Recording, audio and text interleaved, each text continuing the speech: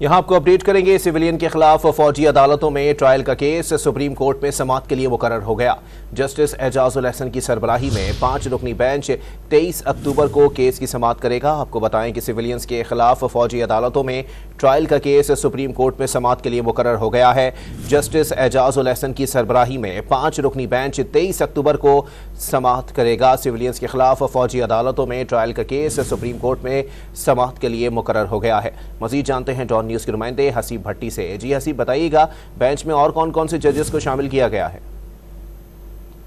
देखिए, जस्टिस एजाजुल अहसन की सरबराही में ये 5 रुकनी लार्जर बेंच है जो समाअत करेगा।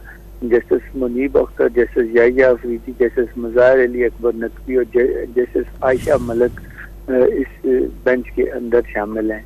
23 अक्टूबर को सुबह 11:30 बजे ये केस की समाअत करेगा। इस हफ्ते का इंतहाई आइंदा जो हफ्ता है उसका इंतहाई आम ये केस है जो समाअत के लिए मुकर्रर किया गया है।